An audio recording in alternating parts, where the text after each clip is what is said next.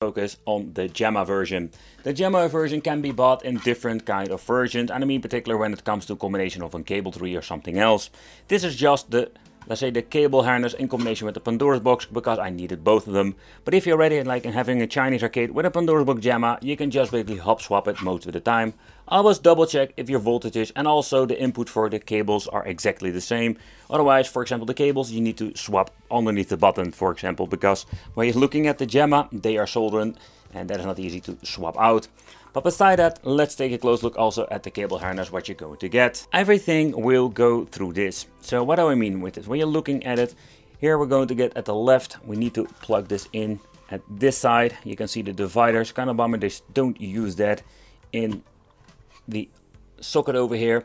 But what you're going to get is the voltage. We're going to get ourselves the mass, the 12 volt is the yellow, and the red one is the 5 volt. I'm saying it correctly. Always double check your own arcade machine, but also your manual when you're connecting something like this. Always triple check, and even getting yourself a voltage meter would not be a very, let's say, crazy idea.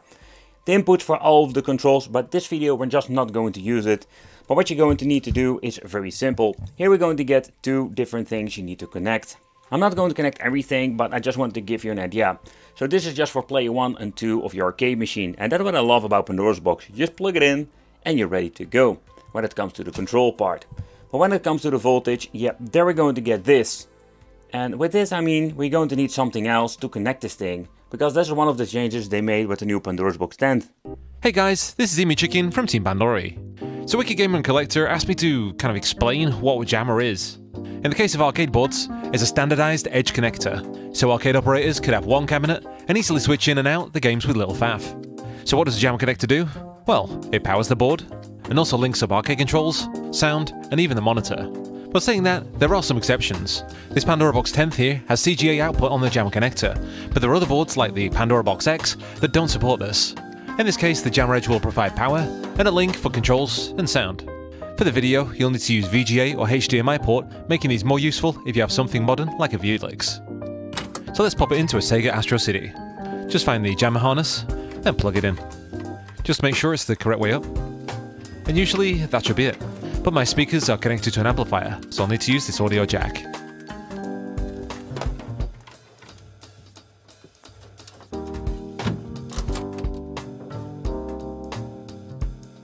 Now that the box is in, all we need to do is give it some juice. Boop.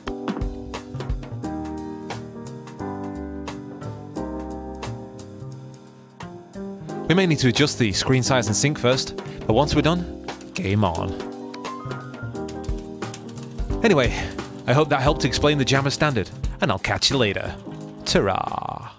Thank you, Mr. Emi Chicken, for joining and explaining a little bit more about the Pandora's box Jamma. It's particularly the highlight, and also for the CRTs, because I think that is pretty damn cool.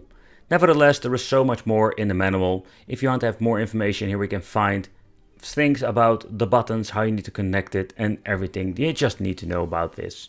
So now it comes on ARM Cortex A55, each core clocked at 2.2 GHz. This CPU is kind of weird as saying CPU once, but this GPU is, they even make a freaking typo here, is a G52 over here. So this one is slightly powerful. We're going to get 2 GB of RAM, LPDDR4X, 2133 MHz. Nevertheless, we're going to get not a lot of space, 8 GB eMMM system storage. It's an Android box. That's basically what we're going to get with, let's say, the storage. We're not going to use it. And of course, the 64 GB.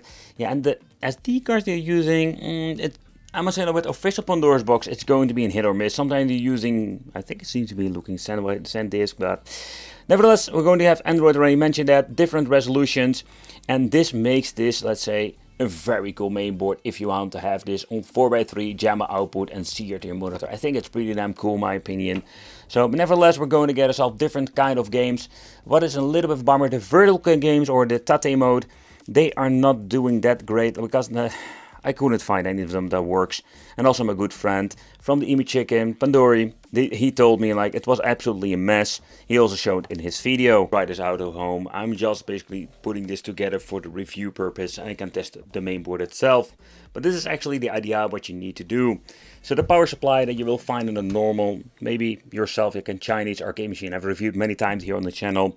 So what you're going to get are multiple different voltages from here. So basically over here we're going to get the input of the voltage over here from my wall socket, and this will be divided over the 5 and 12 volts.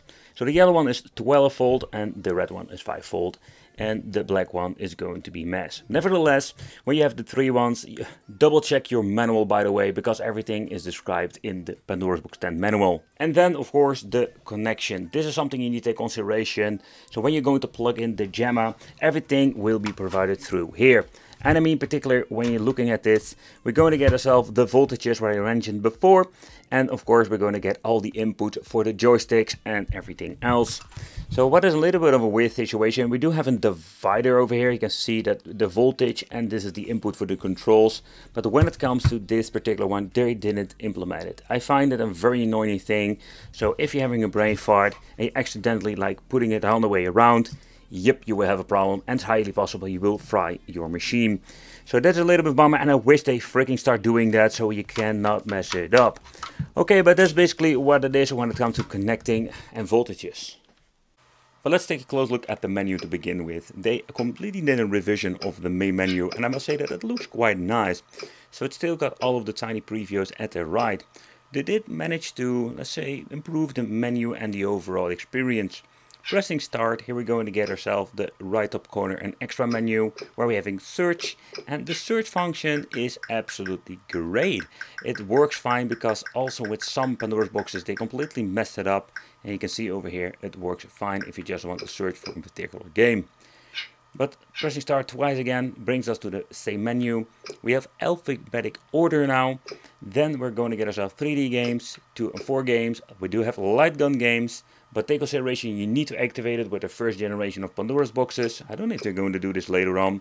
Then fighting, the action, shooting, sport, puzzle, FBA, MAME, Place Portable, PlayStation, Dreamcast, Sega. Atomic Wave is also a system that is new, N64. Yeah, there's also going to be a hit or miss with these things, so don't expect too much from it. And of course the 8-bit, 16-bit era, some handhelds. The new edition is MSX, some Atari stuff in combination with Atari Lynx. I have no idea why this is. And of course the recent list. So that's basically a very quick summary of every single feature, and I think it's pretty damn cool. For the special settings menu, you need to go over here to press this button at the side where the 2 USB ports are. So when it comes to the settings menu, I do have some mixed feeling. First of all, when it comes to the Wi-Fi config, it makes no sense. With this first model, I understand you cannot even update it. It's kind of weird, to be honest. Button configuration. We can also find the button and system configuration sometimes in the quick menu. But going in here, we do have a lot of stuff that we can configure. For example, it's kind of weird. They call this the system configuration, kind of weird, but we do have different kind of let's say different mappings you can use in game, so that is absolutely convenient. Gamepad configuration, here you can see I'm using a Microsoft Xbox, and they are using, let's say, in support of different let's say, controllers.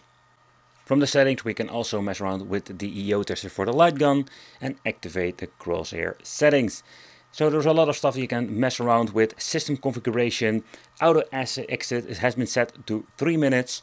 This is more like in demo mode. The high quality filter is off and the scan lines is the same. Over here we're going to get the option for 4-play configuration through the USB with an hub if you want to. I've set the credits to free play. You need to do that, by the way, when you're booting up the device.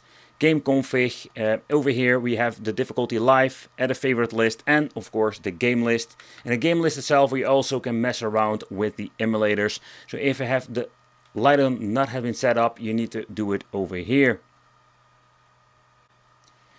There is no aspect ratio in this option. What you can sometimes find it in the quick menu, and the language is English, Spanish and Asian. That's it.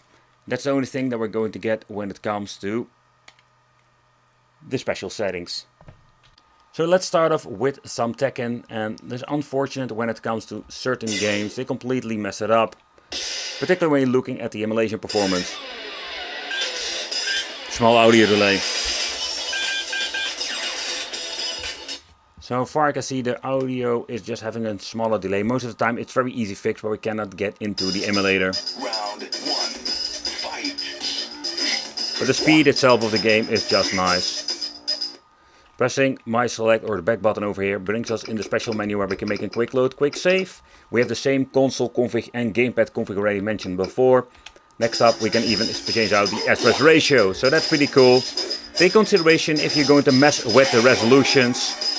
And I mean with the resolutions you're just going to be having the problem that the aspect ratio is going to be gone. That only works so far now in the full HD option. Next up let's take a close look at the PlayStation Portable. Yeah, it's a system that will not run perfectly, simply because it's too demanding and these boxes are just not powerful enough. But I must say that the overall performance is surprisingly good compared with the other, let's say, older Pandora's boxes we've reviewed. We have the slowdowns, the wiggly feet.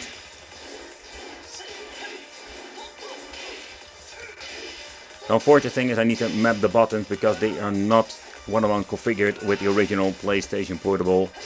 But the overall performance isn't quite nice. Take consideration, it's going to be a hit or miss when it comes to PlayStation Portable. So one of the things that I find a little bit of a bummer when it comes to MAME, yep, there are not, let's say, no dip switches whatsoever or other things you can do in the emulator. It's just what you see is what you're going to get. There's no way to get into the menu. And also another thing is quite annoying, that the audio is very low. And you should like adjust that in the emulator. Now I need to adjust it all the way up to freaking 90% of the volume of my television. Nothing to do about it. Also, there is no shadows. What I understand of that they are using the wrong emulator when it comes to that. But the overall gameplay is quite nice, that we can play Mortal Kombat series on a device like this. One thing I have noticed, and that makes me more exciting, that Sega Dreamcast finally runs way better. Where the previous boxer with the Mali G450 GPU had a lot of glitches going on. But it seems to be working just fine now. Let's see if we can change the aspect ratio. Yep, we can. Oh, that looks so much better. So finally we do have a Pandora's box that can actually play Sega Dreamcast without any hassle on native resolution. But I have no idea where all the freaking buttons are. That is in general a problem, so you just need to go to the keypad configuration or console configuration they call it and mess around with the buttons to get the right personal best button mapping for you. But let's do a quick teardown. Let's take a close look how this will look in the inside. So when it comes to the construction, it's slightly different because the family edition is just clicked together. We're having 4 screws, now we need to unscrew. So when it comes to the family boards, I did notice when you're looking at the previous ones, they are still using the same kind of mold. Alright, so let's get this thing out. So the construction is completely different when you're comparing this with the family board. Later on we're doing side by side. Let's see if it... can I lift this out? Is there somewhere an SD card? No, okay, I just want to be safe. You don't know how many times I almost ruined my SD card. There we go. Here on the inside we will find the Wi-Fi antenna like with the family. And this is the main board having an active fan. There was also a little bit of a hit or miss with these things. Sometimes they have like a passive. Passive is of course great because it doesn't make any sound. But yeah, cooling issues and etc.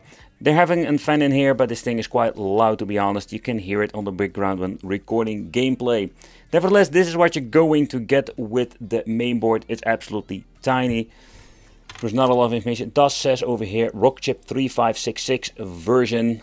I think it's version 12, not 1.2.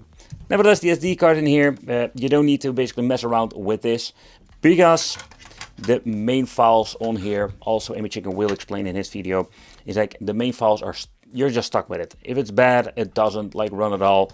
It cannot be fixed. And through the USB and an extra SD card, you can add games if you want to.